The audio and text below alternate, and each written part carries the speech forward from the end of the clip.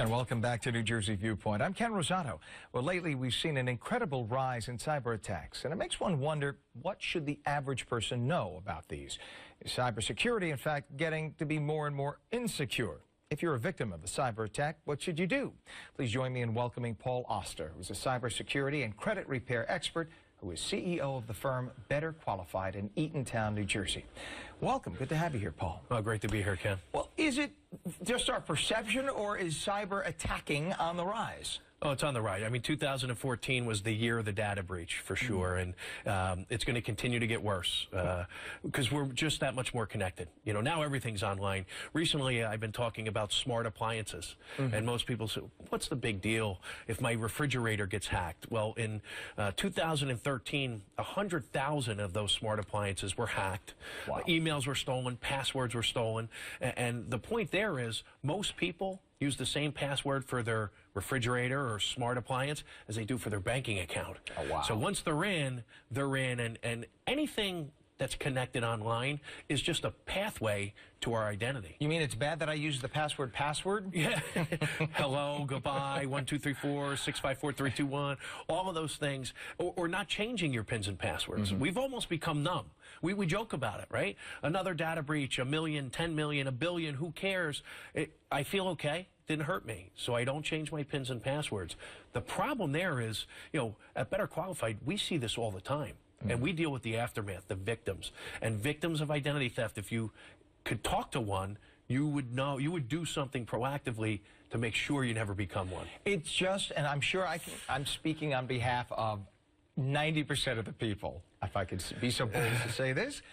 It's a pain in the neck because we have so many passwords. You know I'm right, for everything, to get into your work computer, get into your home computer, to check every program, every credit card, every bank. You got 10,000 passwords. You forget about it. You want us to email you a new password? Yes, I emailed you. Then you forget it. Next day, I'm ranting because I'm right. So it becomes so annoying. Yeah. And you got to do it because of these morons who sit in the pajamas in their grandmother's basement and they sit there trying to hack into your credit card. It is annoying, and it's a pain in the neck. But again, identity theft is a pain in the neck, your stomach, your chest, your legs. If you're a victim of identity theft, it's devastating. So I know it's inconvenient. People say to me all the time, if I have to change my account number, Paul, I have stuff that's on auto pay, and I have to call the creditor. Okay. Is it going to take you 10 minutes? The average person is dealing with the effects of identity theft years after they're a victim. How often do you recommend that we change our pins and our passwords? This is where I become the most unpopular guy in the room. It's at least every 30 days. So you're telling me I should walk off the set right now? We might want to take a commercial break. Oh, my gosh. That's crazy. But all right, but here's my question. If it's so darn easy for these hackers to hack in, then what really are you telling? Then if they could hack into my current password, then what is changing it going to do? If they can hack into this, why can't they hack into the next one? That's great. The perception is that it is easy. So the data breaches happen. That doesn't mean they have access into your accounts. they can get to your accounts. And it's, if you think about the days of when guys used to walk through the parking lots just checking car doors, what car do they get into? The one that's unlocked. Right. So if you haven't changed your pins and passwords, if your password is still password or hello, you're the account that they're going to take over. So they have the sophisticated softwares that run these algorithms to try and figure out, even if you have a difficult password. But at the end of the day, the easier you make it for them, the more likely you're going to become a victim. And again, this is where I become the most unpopular guy in the room. It's our fault that identity theft is one of the fastest growing crimes in the country. And it's going to continue to be that way until we, as consumers, do something about it. We lock our front doors, we lock our cars, we lock our phones. We do very little to lock our identities. And there's no such thing as identity theft protection, because our information, our data, is in 10 million billion places out there over the internet. But the idea is to secure what you can.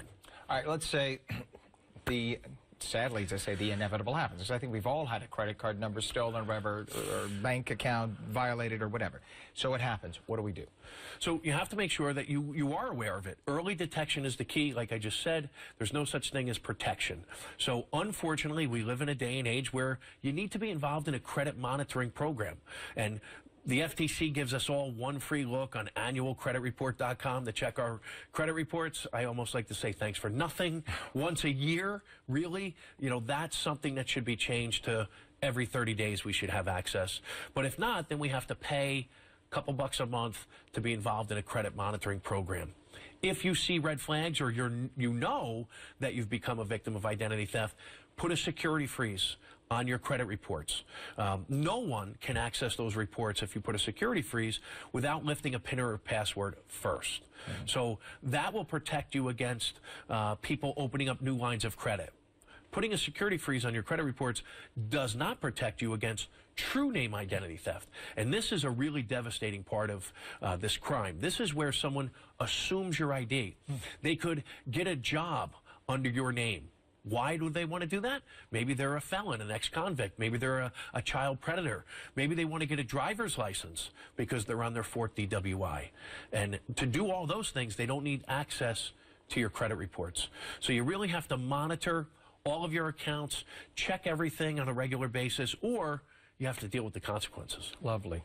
There are so many of these new security cams that work on a Wi-Fi in the house today. Yep.